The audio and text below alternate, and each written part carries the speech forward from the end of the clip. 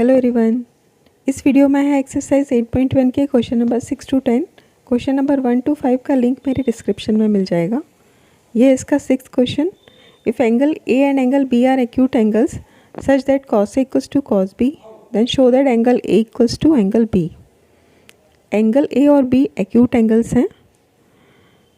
ये दो acute angles हैं। ये हुआ 90 डिग्री का एंगल। क्वेश्चन में दे रखा था एंगल ए और एंगल बी एक्यूट एंगल्स हैं, तो इसे सी ले लेंगे। ए और बी हम इन दोनों में से किसी को भी ले सकते हैं, तो इससे एंगल ए ले लेते हैं और इससे एंगल बी। प्रूव करना है हमें angle A is equals to angle B. In triangle A B C cos A और कॉस बी निकालना होगा। कॉस ए होता है B upon H. Angle A देख रहे हैं तो बेस हो गया ए सी और एच हुआ A B. A C upon A B. Cos B के लिए कॉस बी इक्वल्स टू, अगर हम बी देखेंगे तो बेस बन जाएगा बी सी और एच तो वही सेम रहेगा B C upon A B. Question में दे रखा था cos A equals to cos B. Cos A equals to cos B ये दे रखा है गिवन। कॉस ए की जगह पर ए सी अपॉन ए बी ले लेंगे और cos B B C upon A B.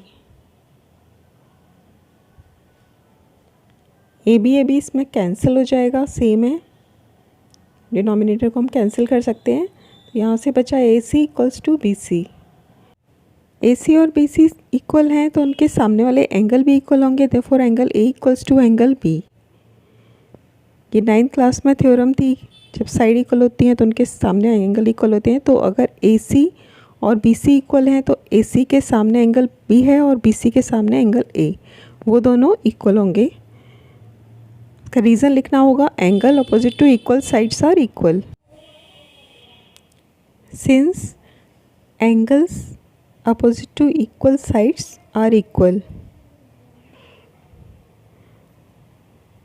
Side equal हैं तो उसके सामने जो एंगल होते हैं वो भी इक्वल हो जाते हैं। तो इसका रीज़न है।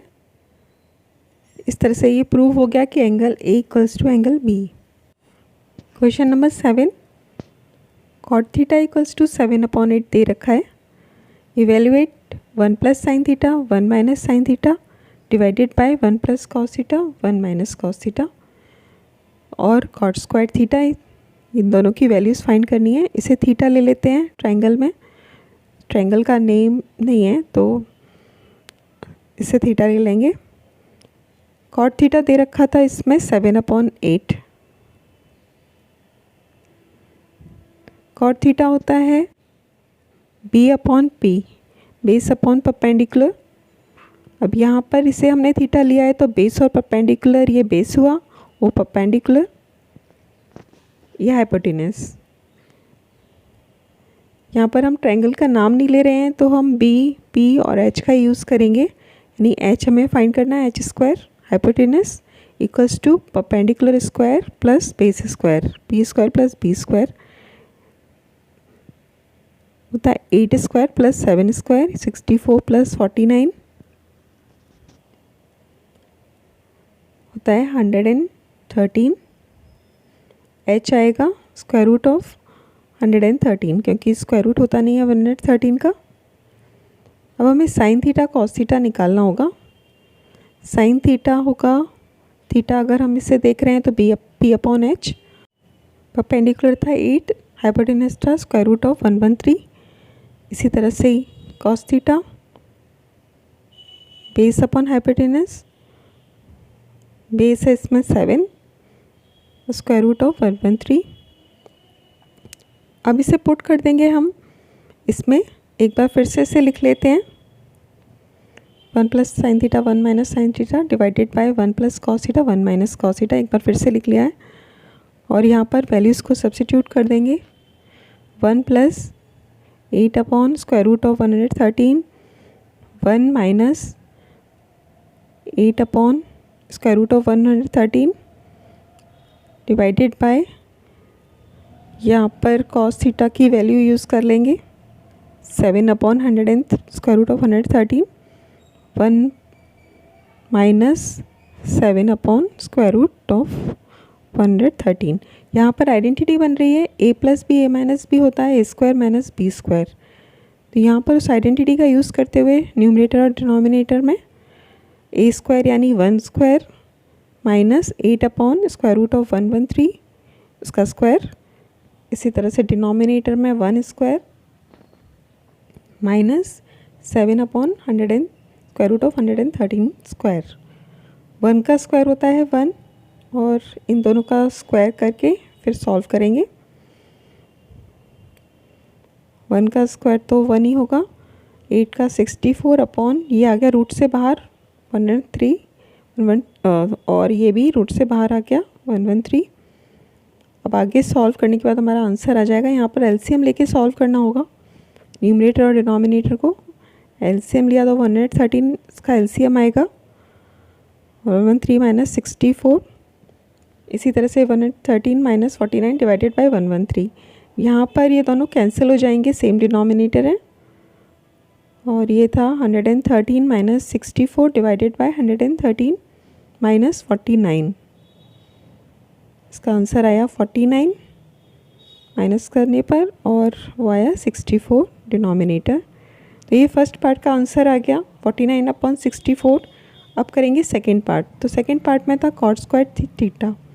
कॉट स्क्वायर थीटा फाइंड करने के लिए कॉट थीटा हमारे पास था 7 अपॉन 8, वहाँ पर इसकी वैल्यूज़ को सब्स्टिट्यूट कर देंगे। कॉट थीटा की वैल्यू थी 7 अपॉन 8, 7 अपॉन 8 का स्क्वायर करने पर आंसर आ जाएगा यानी कि 49 अपॉन 64। यह आ गया सेकेंड पार्ट का आंसर। और फर्स्ट पार्ट का भी 49 अपॉन 64 था, सेकेंड पार्ट का भी, दोनों सेम है। इसका next question 3 cot a equals to 4 दे रखा है, चेक करना है 1 minus tan square A divided by 1 plus tan square A equals to cos square A minus sine square A. Question में दे रखा था 3 cot a इक्वल्स टू 4, तो यहाँ से 3 को हम हटा देंगे, cot a होगा 4 अपॉन 3, ये 3 उसके डिनोमिनेटर में आ जाएगा। cot a होता है b upon p, base upon perpendicular. तो ट्रायंगल में पहले इससे हम ले लेते हैं एंगल a, क्योंकि क्वेश्चन में दे रखा था। उसके बाद इससे ले लेंगे 90 डिग्री का एंगल b और ये c। cot a दे रखा था 4 अपॉन 3, तो यहाँ पर बेस था a के लिए ab और परपेंडिकुलर था bc, तो ये हो गया 4 और ये हो गया 3। Base upon perpendicular hypotenuse find करना होगा पाइथागोरस से। By using Pythagoras theorem in triangle ABC, AC square equals to AB square plus BC square, 4 square plus 3 square, 16 plus 9 25। तो AC आ जाएगा स्क्वायर रूट ऑफ 25, 5। AC आ गया 5, hypotenuse आ गया 5। अब हमें फाइंड करना होगा tan, cos और sin, क्योंकि उसकी वैल्यूज़ को हमें यूज़ करना है। tan a आएगा, tan होता है p अपॉन b, परपेंडिकुलर था 3, बेस था 4। इसी तरह से अगर हम cos a देख रहे हैं तो cos a होगा b upon h, base upon hypotenuse 4 upon 5। और साइन ए p upon h, perpendicular upon hypotenuse, perpendicular था 3, अब 3 अपॉन 5। ये तो आ गई साइन कॉस tan की वैल्यूज़। अब से हमें पुट करना है LHS RHS में। एक बार लिख लेते हैं उसे। LHS equals to 1 minus tan square A divided by 1 plus tan square A. Tan था 4 upon 3 upon 4, 1 minus 3/4 square 1 plus 3/4 square. आगे सॉल्व करेंगे इसे।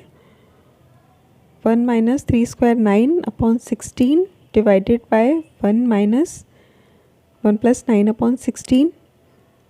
इसके बाद फिर से एलसीएम लेके इसे सॉल्व करना होगा। न्यूमरेटर को एलसीएम लिया तो 16 आएगा, 16 माइनस 9। डिनोमिनेटर में भी एलसीएम 16 है, तो 16 प्लस 9, 16 सेम है, कैंसिल हो गया। यहाँ से बचा 16 माइनस 9 और डिनोमिनेटर में 16 प्लस 9। 16 माइनस 9 होता है 7 और 16 प्लस 9 25। LHS आ गया 7/25। अब हमें फाइंड करना है RHS। RHS था cos square A minus sine square A। तो यहाँ पर cos और साइन की वैल्यू को सब्स्टिट्यूट करेंगे। cos था 4/5 square minus sine square A 3/5 square. 16/25 minus 9/25। LCM लिया 25, एलसीएम आएगा। यहाँ पे कोई चेंज नहीं होगा। 16 माइनस 9, 16 माइनस 9 7 अब होता है 7/25। LHS और RHS दोनों सेम आ गए। ये RHS भी 7/25 है। Therefore LHS equals to RHS। RHS तो 7/25 था और ये LHS भी 7/25 था, तो दोनों सेम आ गए। ये 9th question, in triangle ABC right angle at B tan A equals to 1/√3। Values find करनी है sin A cos C plus cos A sin C, और सेकंड में cos A cos C minus sin A sin C। ये है angle B 90 degree का। Question में दे रखा था tan A है तो इसे ले लेते हैं, इससे C। tan A equals to 1/√3 दे रखा है। tan A equals to 1/√3। tan होता है P/B, यानी कि इसमें जो 1 है वो परपेंडिकुलर है और √3 है बेस AB। फाइंड करना है AC in triangle ABC। Pythagoras का यूज़ करते हुए AC square equals to AB square plus BC square. AB था √3 स्क्वायर प्लस 1 स्क्वायर। √3 होता है 3 प्लस 1 या 4, यानी कि AC होगा √4 2। अब इससे फर्स्ट पार्ट निकालते हैं इसका। तो फर्स्ट पार्ट में हम अब डायरेक्टली वैल्यूज़ पुट करेंगे। इसे लिख लेते हैं पहले, sin A cos C plus cos A sin C। यहाँ पर डायरेक्ट वैल्यूज़ पुट कर देते हैं। sin A होगा, अगर हम A को देख रहे हैं परपेंडिकुलर और ये हाइपोटेनस, 1/2 इंटू, ये डॉट का मतलब इंटू होता है। यहाँ पर C देख रहे हैं तो परपेंडिकुलर और बेस चेंज हो जाते हैं। cos A देख रहे हैं तो फिर बेस A होगा और H वो होगा। इसी तरह से sin C अगर देखेंगे, परपेंडिकुलर है और वो हाइपोटेनस, √3/2। इसे सॉल्व किया, आ गया। मल्टीप्लाई करने पे 1/4, इसको मल्टीप्लाई किया तो √3 इंटू √3 3/4। इसे एलसीएम लेके सॉल्व करना होगा। 4 एलसीएम आएगा 1 प्लस 3 दैट इक्वल्स टू 4/4। 4/4 होता है 1। ये फर्स्ट पार्ट का आंसर आ गया। Second part, cos A into cos C minus sin A into sin C। तो इसे लिख लेते हैं और यहाँ पर भी हम डायरेक्ट वैल्यूज़ को पुट कर देंगे। cos A के लिए बेस होगा AB √3 और H था 2, √3/2। cos C देख रहे हैं तो बेस BC 1 और H 1/2। sin A के लिए परपेंडिकुलर 1 था और हाइपोटेनस 2 था। 1/2 इंटू C के लिए परपेंडिकुलर और बेस चेंज हो गए फिर से। परपेंडिकुलर था √3, √3/H था 2 √3/2। इसको मल्टीप्लाई करेंगे तो √3 × 1 √3 divided by 2 × 2 4 minus 1 × √3 divided by 4। दोनों की वैल्यू सेम आ गई तो इसका आंसर आएगा 0। तो फर्स्ट पार्ट का आंसर हुआ 1 और सेकेंड पार्ट का हुआ 0। अब देखते हैं इसका last question, 10th question. In triangle PQR right angle at Q, PR + QR = 25 centimetre and PQ = 5 centimetre, determine the values of sin P, cos P and tan P। तो यहाँ पर एक राइट ट्रायंगल दे रखा है जहाँ पर Q पर 90 degree का एंगल है, Q 90 डिग्री का है, P और R हम किसी को भी ले सकते हैं। PQ दे रखा था इसमें 5 सेंटीमीटर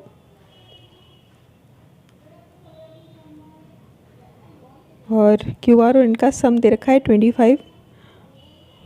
इसे लिख लेते हैं पहले।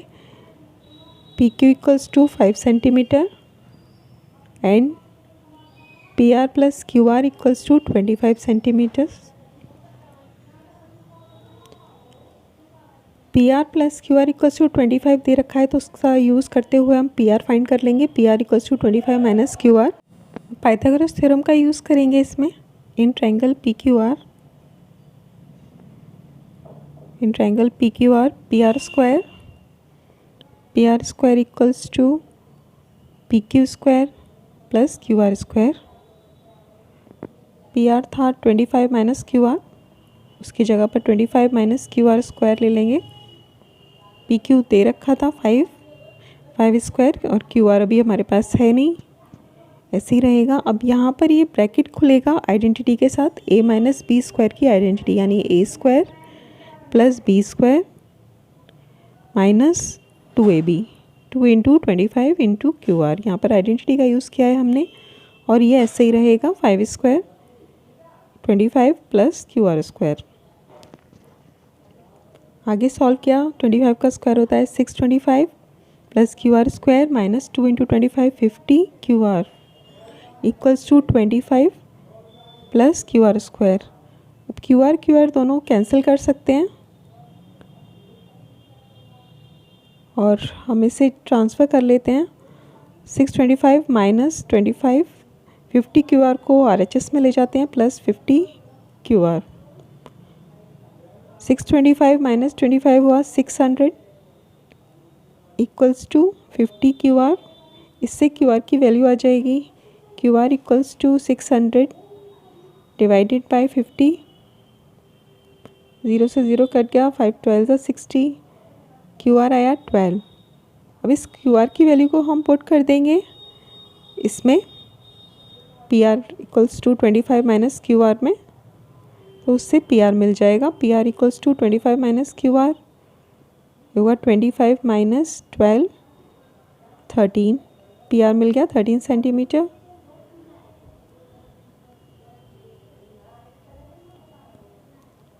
और QR था 12 सेंटीमीटर। अब हमें फाइंड करना है जो क्वेश्चन में दे रखा था sin P, cos P और tan P। अब एंगल P को देखेंगे तो ये परपेंडिकुलर हाइपोटेन्यूस है और ये बेस और हाइपोटेन्यूस है। इसी तरह से cos और tan के लिए हम यूज़ कर लेंगे उसे। पहले sin P अगर देख रहे हैं तो परपेंडिकुलर था 12 QR और हाइपोटेन्यूस था PR, आया 12/13। cos P के लिए बेस था